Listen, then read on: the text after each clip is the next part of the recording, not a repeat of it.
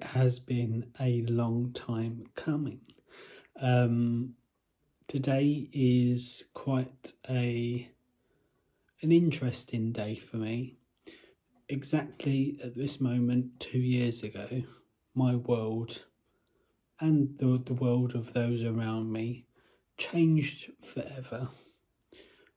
That was the day, the 5th of March 2022, that I was diagnosed with the terminal illness motor neurone disease, also known as MND or ALS. It's crazy to think that it's been 2 years. My first thoughts, my worries, my concerns on the day were that life was over. That was it. I was gonna be dead in a week. The reality of it, obviously, is that lucky for me, it hasn't been. And in that 2 year period, it has been the hardest but most enjoyable time. I don't look at the time negatively. I have only really had a lot of positive come from it, and for an illness which is slowly taking away my body, I depend on those around me to help me get dressed, help me wash, help me do all the things that 2.5 years ago I was able to do. I was just saying to somebody the other day that every single step I have to think about where my body is, how I'm positioned. Is there anything I can slip or trip over? Am I going to be able to get to there? These have all been things I've never had to worry about in my lifetime before. And today I'm marking as a celebration because I don't know how many of these I'm going to get. The reality and the statistics around people that once they're diagnosed with MND is that many pass away within 1 to 2 years. I consider myself very lucky. I have had an absolute blast in ticking off my bucket list. I've done lots of things. I've still got 35 left on my list out of the 100 that I wanted to do. I've appeared as a supporting artist in Casualty. I've climbed up over the O2. I have undertaken random acts of kindness for strangers. I've eaten a battered Mars bar. And that's just kind of really a snippet of the things that I've done. As I said, I've still got stuff left to do. But yeah, today really marks a day that it's a date ever since that day has been etched on my mind. When people ask me about my diagnosis date, I can just reel it off like I'm reciting the alphabet. It's a day that will always stick with me for obvious reasons. But I can say that a lot of people ask me about why are you so positive, why are you so happy, why are you doing all of these things? And for me, it's given me a purpose. I've done a lot of work with and for the MND Association and other organisations that are there to support people like me living with a life-limiting illness.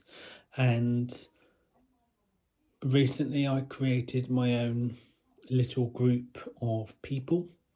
It's small but growing. We're called My MND Mates, and I wanted just to put a place together, a safe place where people of a similar age, so people that are diagnosed, 20s, 30s, 40s, etc. Because when you read a lot of these support groups, they're people that are older than me, and whilst I may have in connection to them the illness, I've kind of gravitated towards people of a similar age because I can relate to them more. In that 2 years, loads has happened. You'll probably notice from the background we're in totally a different house now. Last year we moved in as kind of one family, so my family and also James and I and our son and my family all moved into one property. That has been a learning curve in itself, but the things that they do for me are priceless. They're able to help feed me, wash me, dry me, clothe me, and I don't take for granted all of the things that they do. So yeah, today is a really special day for me. I shall be celebrating with a awesome special donuts, which if you pop over to my Instagram, I'll be posting over there as well. And life goes on. Little man at school, he's quite aware that daddy's not well, but we've not told him too much. He doesn't really need to know. He doesn't need that worry. But he is the most loving, kind, caring little boy. And I know that I can see that he worries about me, but I try not to let him worry about me. And yeah, we just navigate a new normal. Could be every day, every week. I'm still able to go out in my wheelchair, or I can walk if I feel safe enough to do so. And I'm just getting on with life. And the reality was, and still is, that back in March 22, when I received the diagnosis, as I said, I thought life was over. It isn't. There's still lots of life yet to live, lots of memories to be captured, and that really is my focus. I'm positive, I'm happy, because that's just how I've chosen to live my life. I laugh about my illness, I joke about my illness, but that's not for everybody. But this is just what works for me, my family, and just how we get on. And I do appreciate all the love and support that is shown to me, and I continue to try and raise as much awareness as I can that's within my control. And that's why, working with the people at ITV at Coronation Street, I was able to help there, and I've got other little projects that I'm proud to have been a part of, and I will continue to do that. The bottom line is I want to show daily life, living with MND. For me, it's not the end. It just forced me and my family to live life, and that really kind of was the biggest kick up the arse we all needed. And as I said, we just find the new normal. We may not do it. For instance, I'm fed by my family and friends. That's just normal for us.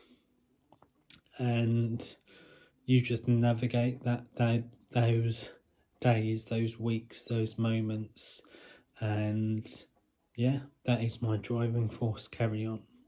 So thank you so much, as I said, for your support. I really do appreciate it, and you haven't seen the last of me yet. Speak to you soon, and I'm going to go and enjoy one of my donuts. Bye.